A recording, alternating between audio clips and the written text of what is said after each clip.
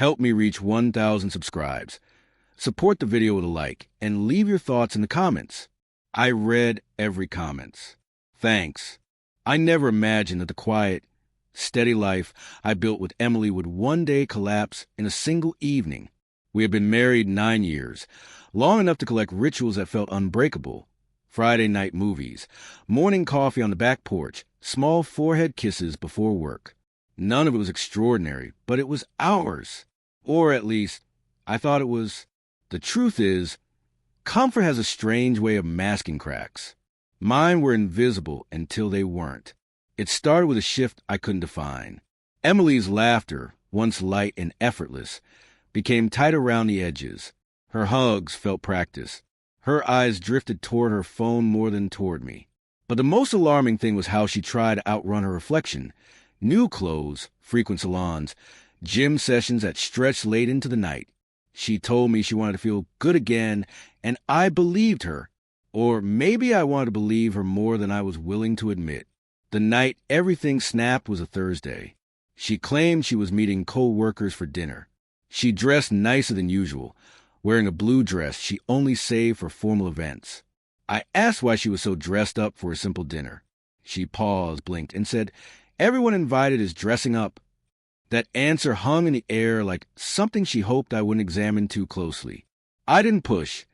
I wasn't ready to confront the suspicion creeping through my chest. Around 8, I realized she had forgotten her wallet. I noticed it on the kitchen counter near the coffee maker. I called her twice. No answer. A text went unread. And something inside me, some quiet, tired fragment, told me to stop pretending nothing was wrong. So I grabbed the wallet, my keys, and drove toward the restaurant she mentioned. But Emily wasn't there. I checked the table list by the hostess stand. No reservation under her name. No co-workers. No dinner meeting. I stood there in the middle of the restaurant, holding her wallet, staring at the reflection of myself in the glass door, tired, confused, and suddenly colder than the October air outside. Before I could overthink, a memory hit me. Last week, she accidentally left her tablet unlocked, and a notification popped up from a place called Riverstone Lounge. She quickly took the device from my hands, smiling too widely, saying it was for a work event. Something about that moment now made my stomach twist. I drove there next. Riverstone was dimly lit, tucked off a side street, with warm lanterns flickering outside. It wasn't the kind of place where co-workers grabbed dinner. It was the kind of place couples chose for privacy. The moment I stepped inside, I spotted her. The blue dress, the loose waves in her hair, her nervous smile, and across from her, a man I had never seen. Younger, confident, leaning forward like he owned the moment. I didn't march up. I didn't cause a scene. Instead, I stood behind a pillar, just out of sight, watching the two of them, watching her. She laughed, really laughed, the way she used to with me. My chest tightened. It felt like watching a ghost walk around wearing my wife's face. She touched the man's wrist lightly, and that small gesture hurt more than everything else combined. That touch wasn't accidental. That touch belonged to someone who had already crossed a line long before tonight. I stepped back outside, letting the cool air hit my lungs. The first wave was disbelief. The second was heartbreak. But the third, the one that settled everything, was clarity. I knew what I needed to do. Not a revenge plan, not a dramatic confrontation. Something simpler, quieter. The kind of truth that forces people to see themselves clearly. I walked back to my truck, pulled out the small notepad I kept for work reminders, tore a clean sheet, and clicked my pen. My hand didn't shake. My mind didn't race. For the first time in months, I felt steady. The kind of steady that comes when you finally stop lying to yourself. I wrote one sentence. Just one. Then I folded the paper once, placed her wallet on top, and walked back to the lounge. I slid them both onto the host stand, gave the hostess a tight smile, and said, "For the woman in the blue dress, please deliver this to her table." She nodded. I didn't wait around. I didn't look back. I walked out to the parking lot. The note already starting to shift the air behind me, the kind of shift that leaves consequences rippling far beyond the moment. As I turned the ignition, I glanced once at the lounge door in the rearview mirror. I knew when she opened that note, everything would change. But even I didn't expect just how much. I made it home faster than I expected, though the drive itself felt suspended in some strange quiet. I didn't cry. I didn't shout. I didn't punch a hole in the drywall the way some men in betrayal stories do. Instead, I walked in, turned on the kitchen lights, and sat at the table staring at the empty chair across from me. Her chair, the place where she used to sip her tea in the mornings, humming softly, always unaware of how gentle she looked when she wasn't posing for anything.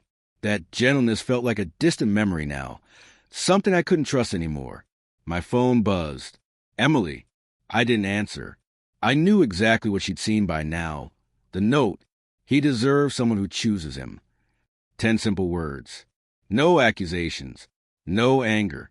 Just the truth she had been avoiding. The phone buzzed again. This time, a text. E, where are you? Please pick up. Please. Another. E, I can explain. Please don't do anything stupid. And another. E, I love you. I swear I love you. Please talk to me. The sudden panic in her messages felt like too much irony to absorb all at once. I placed the phone face down and waited. It took her 22 minutes to reach home. I heard her car door slam, then hurried footsteps, then keys fumbling at the lock. When she burst into the living room, her makeup was streaked, her hair undone, her breasts shallow and frantic. She held the note in her hand, crumpled, damp with tears. Mark, she whispered. My name sounded foreign in her trembling voice. Please say something. I looked at her. This woman I thought I knew better than anyone. I think you already said enough tonight. She shook her head violently. No, I didn't. That man, Daniel, he's just a friend. I swear, we were just talking. I wasn't. Dressed like that? I asked quietly. Laughing like that? Touching him like that? Her mouth opened, but no words came. For a moment, we just stood there, her unraveling, me already detached. It was an eerie calm, like watching waves crash behind a soundproof barrier. She stepped closer. Mark, I didn't sleep with him. I didn't cheat on you. I held up a hand. Emily, the cheating didn't start tonight. It started months ago when you stopped being present with me, when you checked out and gave pieces of yourself to someone else. You think betrayal is only physical because that makes it easier to defend. She sank onto the couch, covering her face. After a long, shaky breath, she said, I didn't mean for any of this to happen. I felt lost. I felt boring. I felt like I wasn't myself anymore. And he made me feel noticed. Alive. She looked up at me, eyes swollen. But I never wanted to lose you. You already did, I said softly. She froze, and I knew she felt the truth of it. What surprised me wasn't her guilt. It was how small she looked now, like the version of her I married had slipped away a long time ago, and I'd been holding on to a photograph, not a person. Please don't leave, she whispered. We can fix this. I'll go to therapy. I'll block him. I'll delete everything. Just tell me what to do. I leaned back, the weight of her desperation filling the room. I'm not here to punish you. I'm not here to scream. I just don't want to live in the shadow of someone else's excitement. I want a marriage where I'm not the backup option. She reached for my hand. I pulled away. A long silence stretched before she spoke again, voice cracking. Did you leave the note because you wanted to hurt me? No, I said. I left it because it was the first honest thing in our marriage in months. More tears spilled. So what happens now? I stood, walked the hallway, and pulled a small suitcase from the closet. I had packed it earlier in case this moment became real. When her eyes landed on it, her face crumbled. Mark, no, please. I'm going to stay at my brother's for a while. I said quietly, I need space. You need to understand what you want without me standing here as a safety net. She shook her head, sobbing harder. I do want you. I swear I do. Maybe, I said, but want isn't enough. Not anymore. I walked past her, the smell of her perfume lingering like an old memory. She clutched the note to her chest, whispering my name in a voice so broken it almost made me turn back. Almost. Outside, the cold night wrapped around me. I placed my suitcase in the trunk, slid into the driver's seat, and took one last look at the house we built together, a house that suddenly felt like a stranger. As I pulled away, my phone lit up with a final text from her. I'm sorry. I'm so sorry. Please come home. But I didn't turn around.